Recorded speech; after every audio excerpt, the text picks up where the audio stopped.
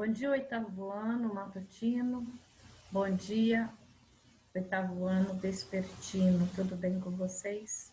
Estamos aqui para uma aula espelho a respeito do conteúdo trabalhado essa semana.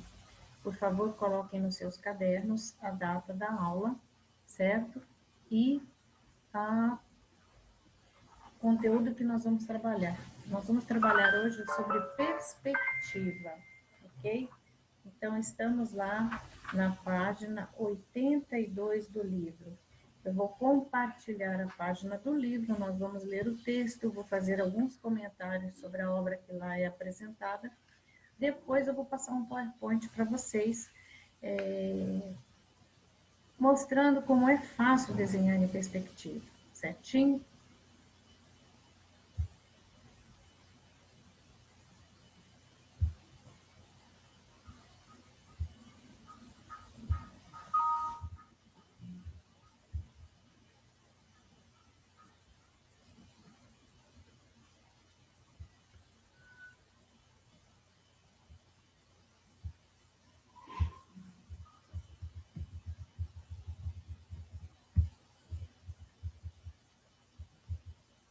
Então, estamos nessa página aqui, página 83, certo?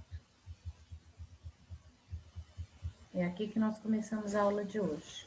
Então, anotem aí a data da aula e o assunto da aula, perspectiva linear. Então, vamos lá. Esta técnica passou a ser utilizada a partir do período do Renascimento. Lembrando que na Idade Média, nós vimos uma obra lá na página 81, os artistas não usavam essa técnica. Eles desenhavam a ideia de profundidade fazendo uma sobreposição de planos, certo? Então, é no Renascimento que surge, né, o estudo e a técnica de perspectiva, ok? Por volta do século XV. Para criar a sensação de profundidade, os elementos distantes são representados de tamanho menor, enquanto que os elementos mais próximos em tamanho maior. Isso aí já dá uma ideia de profundidade.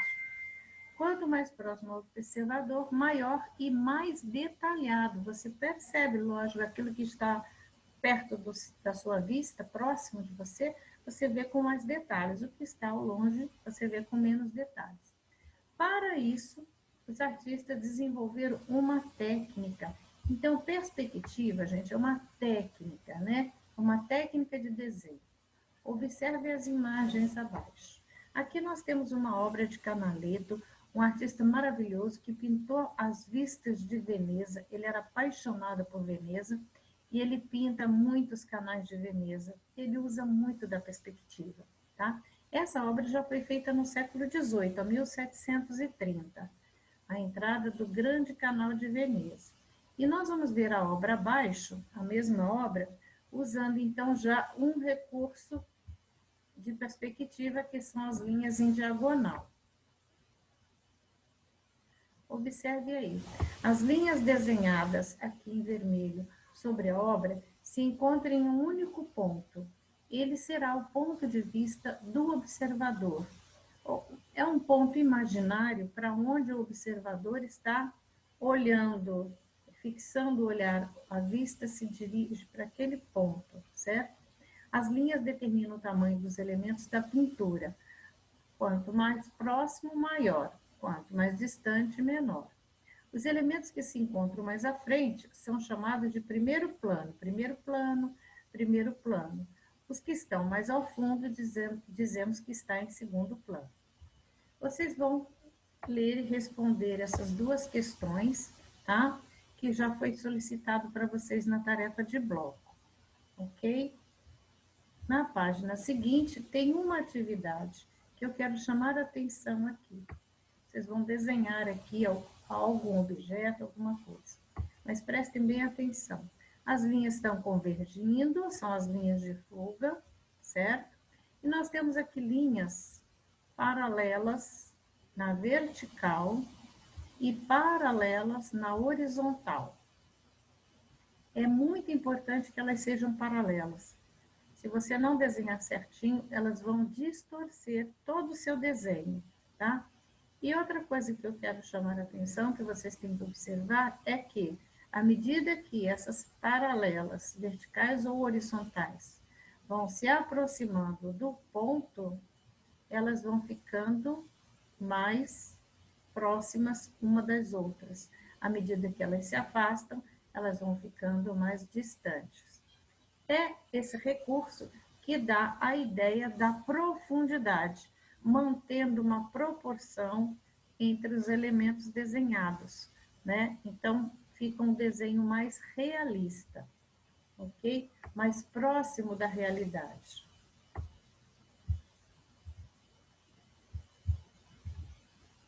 Isso aqui nós vamos ver na próxima aula, ok? Agora eu vou compartilhar com vocês o PowerPoint, ok? Sobre o mesmo tema. Olha que beleza. Então, nós temos aqui um desenho feito, né? Em perspectiva. Opa. Ok. Do Taj Mahal, né? O Taj Mahal a pessoa que está observando está de frente para o Taj Mahal. Lembrem disso, está de frente, na vista frontal, certo? Então, nós temos aqui as linhas, se vocês observarem aqui, né? Nesse espelho d'água, tem as linhas que vão convergir aqui para um ponto, né? A mesma coisa, se nós olharmos aqui, nós sabemos que essas torres, elas são do mesmo tamanho na realidade. Como está em perspectiva, existe uma linha imaginária aqui que vai convergir lá para aquele ponto, certo? A mesma coisa acontece aqui. Retomando o assunto que eu falei, perpendiculares têm que estar paralelas, certo? Para que não haja distorção. Observem que aqui também, apesar de ser elementos da natureza, eles mantêm um certo paralelismo. E se está mais perto, mais distante. Se está mais longe, mais próximos uns dos outros. Então, nesse desenho aqui, maravilhoso, do Taj Mahal, nós vemos o uso da perspectiva, certo? Então, vamos lá. Perspectiva na arte. Nas artes visuais, a perspectiva pode ser definida como um recurso gráfico, uma técnica que utiliza efeito visual de linhas convergentes para criar a ilusão de tridimensionalidade. Então, tudo que eu vejo, né, no espaço à minha frente, na mesa, olhando pela janela, né, na minha sala, está no espaço tridimensional, ok? Está no espaço. Eu quero desenhar no papel. O papel é bidimensional. Então, eu vou trazer essa vista minha para o papel. Então, do tridimensional para o espaço bidimensional. Quando esta são representadas sobre uma superfície plana, como a do papel do desenho, uma fotografia ou uma imagem criada no Photoshop. Uma fotografia, que não é um desenho, né? Capta a imagem, você vai perceber que tem essas linhas imaginárias quando você tem uma foto que vai aparecer uma profundidade, né? Ou objetos que estão em diferentes planos, ok? É bem legal. Então, perspectiva é uma técnica, né? Que cria esse efeito visual de tridimensionalidade quando nós estamos representando algo numa superfície plana, ok? Esse é o conceito aí de perspectiva. Então, efeito visual das linhas convergentes. Olha que legal, vocês gostam muito de desenhar isso na lousa, né? E a professora de desenho geométrico, né? Desenha bastante formas geométricas e ela usa esse recurso aqui porque ela treina, né? Só que ela não fala em perspectiva para vocês, né? Isso é a professora de arte que vai falar. Muito bem, então vamos lá. As linhas pontilhadas convergentes 1, 2 e 3, está aqui. Elas partem desse primeiro plano aqui, ó, ponto, desculpa. Deste ponto e deste ponto. É daqui que elas saem para o ponto imaginário aqui. Observem que esse cubo ele está frontal para você, ele está de frente para você. De frente e deslocado um pouquinho para o seu lado. Então, você vai ver a face B. Você vê a face B aqui do objeto. Quando você vê a face A, significa também que esse objeto está um pouquinho abaixo dos seus olhos, ok? Isso é importante, porque se o objeto está acima dos seus olhos, você vai ver ele de forma diferente. Este ponto aqui vai estar mais abaixo. Então, depende do ponto aqui, ok? Então, vamos lá. Causando um afunilamento à medida que se distanciam do primeiro plano, gerando um efeito visual do volume. Reproduzindo com isso as características que são próprias da perspectiva, tá? Então, vamos lá ver. Olha um ambiente em perspectiva. Olha que interessante. O mesmo esquema gráfico, com linhas convergentes, deslocando-se para um ponto, pode ser aplicado em qualquer tipo de desenho. No exemplo do ambiente abaixo, elas são as responsáveis pela sensação do espaço existente entre o primeiro plano, que é o homem, né? E o último plano, que é a parede lá ao fundo, dando então o efeito de profundidade. Vamos observar aqui no desenho que tem uma linha aqui, LH, linha do horizonte, né? Vem até aqui. Ela está na altura dos olhos do observador, sempre assim, e tem o ponto de vista, que está aqui exatamente na altura dos olhos do observador. E todas as linhas do desenho convergem para esse ponto, certo? Formando então aqui, ó, a quina da parede com teto, a janela, a linha do piso, encontro da parede com o chão, as linhas do tapete, do sofá e tudo mais, né? Muito bem. Outra coisa importante, sempre lembrando, as linhas perpendiculares é muito importante, elas estão paralelas entre si.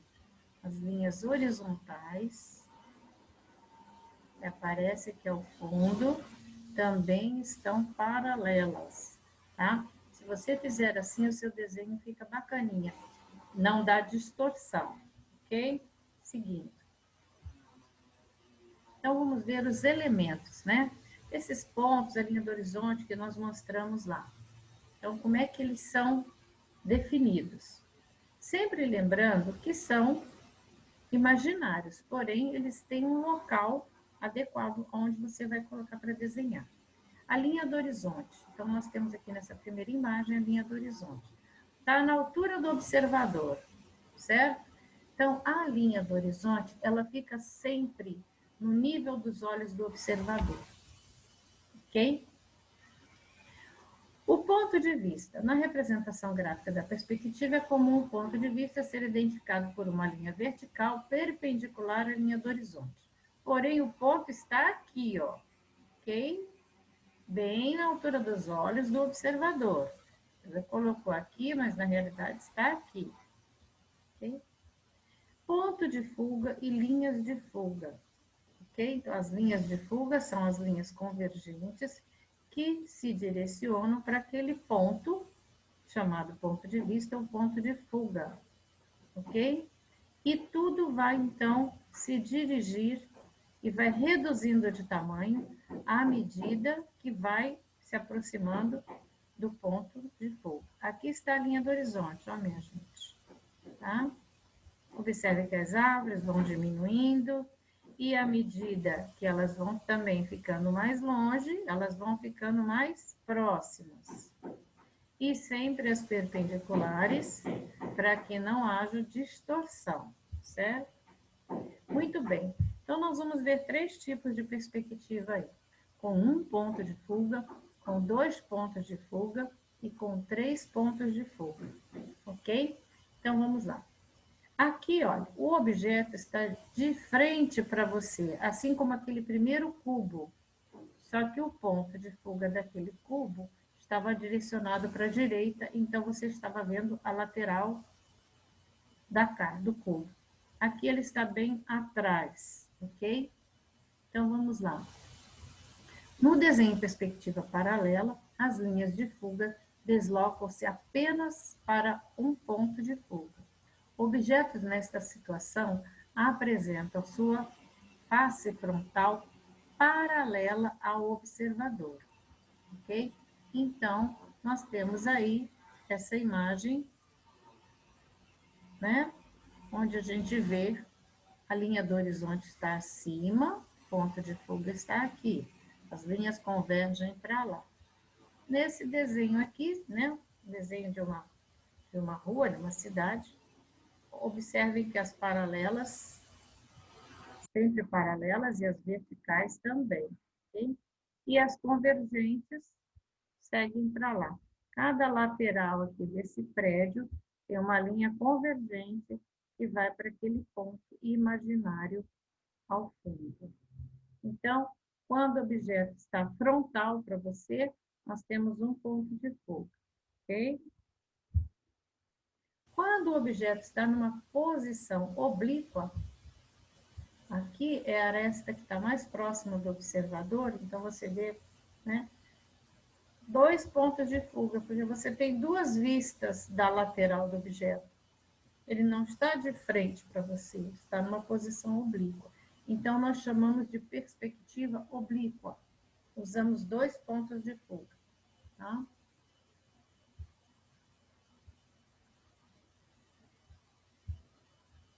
Continuando. Perspectiva aérea, 3 pontos de fuga. Olha que interessante. Lá, quando nós começamos a ler sobre perspectiva, falou-se em perspectiva atmosférica e ou aérea. O autor do livro citou ou, né? Na realidade, elas são diferentes. A perspectiva aérea trabalha com a ideia das cores. A perspectiva atmosférica trabalha com a ideia das cores. As cores vão se clareando, esmaecendo, à medida que a vista vai ficando mais, o objeto que está à sua vista está mais distante.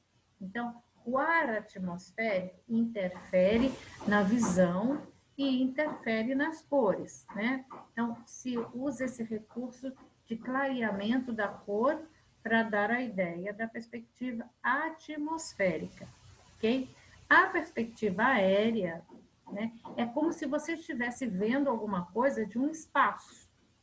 Eu estou aqui morando no 11º andar. Eu vou olhar, né, para baixo, vou ver a rua, a padaria, a esquina. Eu estou tendo uma vista aérea. Então, eu uso o recurso da perspectiva aérea. Perceberam a diferença? Atmosférica, ar. Aérea é a vista, porque a minha vista é aérea. Eu estou olhando de cima.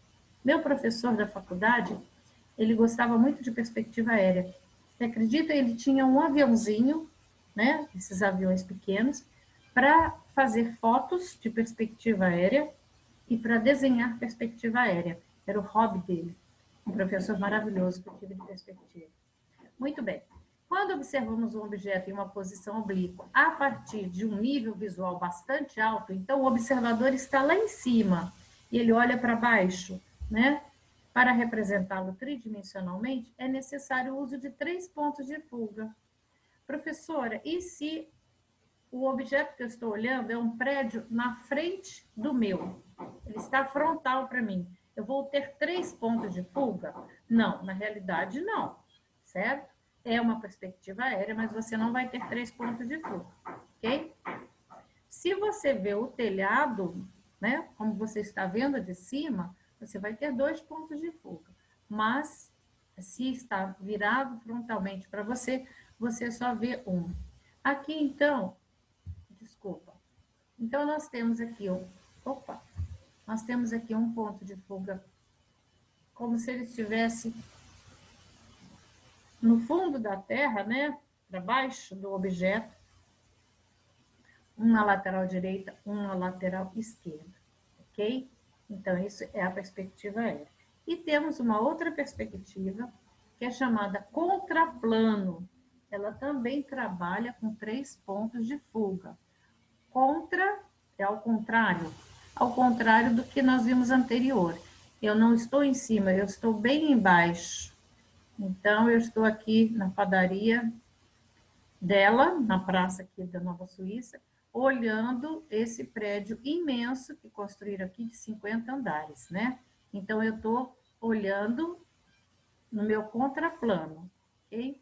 A perspectiva de contraplano tem as mesmas características da perspectiva aérea, com 3 pontos de fuga, porém, a principal diferença está no nível visual do observador, porque eu estou aqui muito abaixo, tornando-se oposta ao modo de visualização, alternando, portanto, a localização do terceiro ponto de fuga.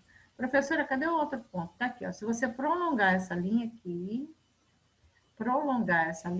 você vai encontrar um ponto de fuga imaginário acima, certo? Então, essas são as formas de desenhar perspectiva. Uma dica para vocês, pegar revistas de decoração, revistas que têm